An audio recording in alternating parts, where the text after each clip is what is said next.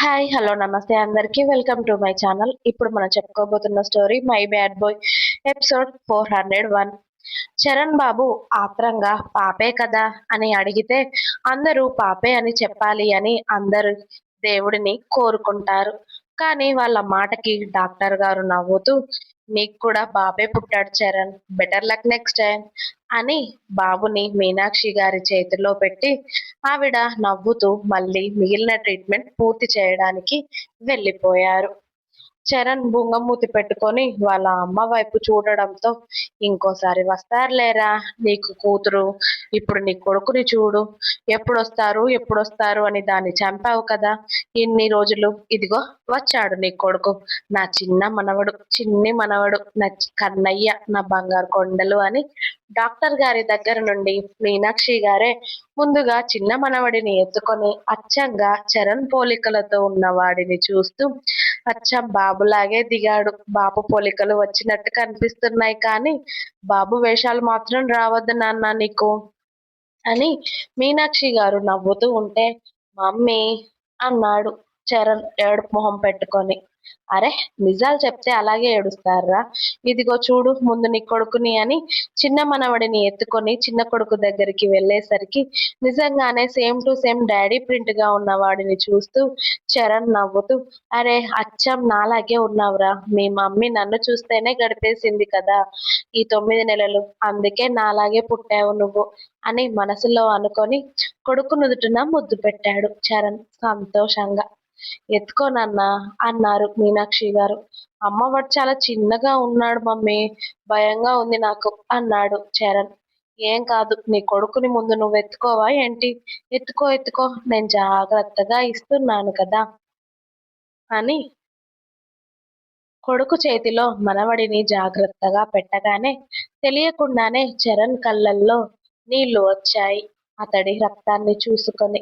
మీ mummy చూసిందా బంగారం నిన్ను, అదెంత హ్యాపీగా ఫీల్ అయిపోతుందో నిన్ను చూసి అని కొడుకుని తనివి తీరా చూసుకొని ఆ తర్వాత చరణ్ వెళ్ళి ముందు పెద్దన్నయ్య చేతిలో పెట్టాడు కొడుకుని. కంగ్రాచులేషన్స్ చెర్రీ అని ముందుగా తమ్ముడిని హత్తుకొని ఆ తర్వాత చిన్న కొడుకుని చేతుల్లోకి తీసుకోగానే ఇప్పటి వరకు ఎవరిని చూడని చిన్న కన్నయ్య ఇప్పుడు కళ్ళు తెరుచుకొని పెద్ద డాడీని చూస్తూ ఉంటే వాడిని చూస్తూ నవ్వుతూ ఉంటాడు రుద్ర. వీడి సంగతి పక్కన పెడితే శ్రావణి చేతుల్లో పెద్ద బాబు, శౌర్య చేతుల్లో చిన్న బాబు ఉండి రుద్ర మమ్మల్ని కాకుండా వీడెవడో చిన్నోడిని ఎత్తుకున్నాడని అప్పటికే వాళ్ళు సీరియస్ లుక్లు రుద్రకి విసురుతూ ఉండి రాగాలు కూడా తీయడం స్టార్ట్ చేశారు. డాడీ అని పెద్దబాబు రాగం తీయడం స్టార్ట్ చేస్తే దాయి అని శర్వ బాబు రాగం తీయడం స్టార్ట్ చేశారు. అంటే వాడిని ఎందుకు ఎత్తుకున్నావు మమ్మల్ని పక్కన పెట్టి అని చెప్పి.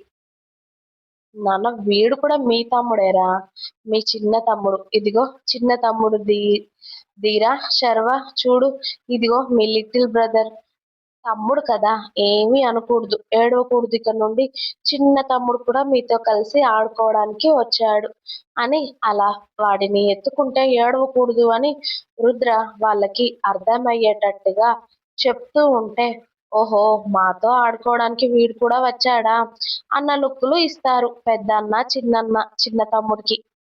ఆ తర్వాత వేద, శ్రావణి, శౌర్య, సంధ్య, సంజయ్ గారు, మీనాక్షి మనోహర్ గారు అందరూ చిన్నోడిని ఎత్తుకున్న తర్వాత సమీర డెలివరీ అయ్యిందని తెలిసి భూమి కూడా కూతుర్ని తీసుకొని దేవాతో కలిసి హాస్పిటల్కి వచ్చి చిన్న అల్లుడిని ఎత్తుకొని మురిసిపోతుంది. సమీరాని వేరే రూమ్ కి షిఫ్ట్ చేశామని చెప్పగానే అందరూ బాబుని ఆల్రెడీ డాక్టర్ కి చూపించి ఏ ప్రాబ్లం లేదు అని తెలుసుకున్న తర్వాత వాడిని తీసుకొని అందరూ సమీరా దగ్గరికి వెళ్ళారు. కొడుకు అని తెలియగానే వాడిని మళ్ళీ ఎప్పుడు తన దగ్గరికి తీసుకొస్తారా అని ఎదురు చూస్తూ ఉంది సమీర. అందరూ సమీర రూమ్ లోకి వెళ్ళాక చరణ్ చేతుల్లో ఉన్న తన కొడుకుని చూడగానే కన్నీళ్లతో చేతులు చాపుతుంది వాడిని ఎత్తుకోవడానికి. చరణ్ కూడా కొడుకుని తీసుకెళ్లి సమీరాకి చూపించాడు. పింక్ పింక్ గా ఆకలికి మెలికలు తిరుగుతూ నాలుక బయటకి తీస్తూ ఏడవడానికి సిద్ధంగా ఉన్న వాడిని చూసి వాడి మొహం నిండా ముద్దులు పెడుతూ వాడిని గుండెలకు హత్తుకుంటుంది సమీర. చరణ్ సమీరాని వాడిని అలా చూసి అందరూ హ్యాపీగా ఫీల్ అవుతారు. అప్పుడే నర్స్ వచ్చి మేడం బాబుకి పాలు పట్టించాలి, బాబుకి ఆకలి కూడా అవుతుంది, ఏడుస్తున్నాడు అని చెప్పింది.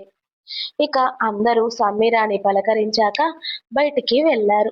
మీనాక్షి సంధ్య గారు లోపల ఉండడంతో సమీర పడుకుని ఉండగానే కాస్త బెడ్ అడ్జస్ట్ చేసి బాబుకి పాలు పట్టించడంతో మొదటిసారి అమ్మ పాలు అందుకొని అప్పుడు వాడు చిన్ని కడుపు ఆకలి తీర్చుకుంటున్నాడు.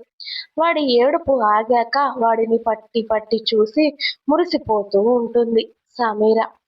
నీ కొడుకు బాగానే ఉన్నాడు కానీ అలా చూడకు సమీరా, వాడికి దిష్టి తగులుతుంది అని చెప్పారు సంధ్య గారు.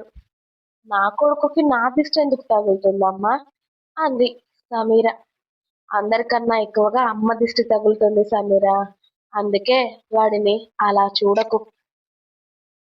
నీ కొడుకుని ఎవ్వరూ ఎత్తుకుపోరు, నీ కొడుకు అందగాడు అని మా అందరికీ కూడా తెలిసిందిలే అని వాడికి పాలు పట్టాక వాడిని సమీర దగ్గర ఉండనివ్వకుండా వాళ్ళు ఎత్తుకున్నారు. అమ్మా, వాడిని ఇక్కడే పడుకోబెట్టొచ్చు కదా అంటుంది సమీర ఓవైపు పెయిన్ కి బాధగా ఉన్నా కూడా. కొడుకుని చూడాలి అన్న ఆనందంలో ఇప్పుడు నీకు పెయిన్స్ ఎక్కువగా ఉంటాయి, ఆ నొప్పి ఎక్కువగా తెలుస్తూ ఉంటుంది. నువ్వు కాసేపు పడుకోవాలి, ఇంజెక్షన్స్ అలాగే సెలైన్స్ పెడుతున్నారు కదా, నువ్వు కాస్త లేచి తిరిగే వరకు మేము చూసుకుంటాంలే నీ కొడుకుని, సరేనా? నీ కొడుకు గురించి అస్సలు టెన్షన్ పెట్టుకోకు, నీ కొడుకుని చూసుకోవడానికి హాస్పిటల్ నిండా మనుషులే ఉన్నారు. అవసరమైతే మీ బావగారు హాస్పిటల్ కొనేసి ఇక్కడికి ఎవ్వరూ రాకుండా చేసి నీ కొడుకు చుట్టూ సెక్యూరిటీ కూడా పెట్టగలరు అని రుద్ర గురించి చెప్తూ సంధ్య గారు నవ్వుతూ ఉంటే మీనాక్షి గారు కూడా నవ్వుతారు ఆ మాటలకి. ఇక్కడితో బ్యాడ్ బాయ్ ఫస్ట్ సీజన్ అయిపోయింది. మళ్ళీ బ్యాడ్ బాయ్ సెకండ్ సీజన్ తో అంటే నెక్స్ట్ జనరేషన్ తో వస్తుంది కొన్ని రోజుల తర్వాత. ఎన్ని రోజులు పడుతుందని కరెక్ట్ గా చెప్పలేను నేను, కానీ మీ ఆదరణ ఇలాగే నా అన్ని స్టోరీస్ మీద ఉండాలి అని మనస్ఫూర్తిగా కోరుకుంటున్నాను. ఇన్ని రోజులు నా కథని ఇంతగా అభిమానించినందుకు చాలా థ్యాంక్ యూ. మళ్ళీ మీ ముందుకు బ్యాడ్ బాయ్ సీజన్ సెకండ్ తో ఖచ్చితంగా వస్తాను.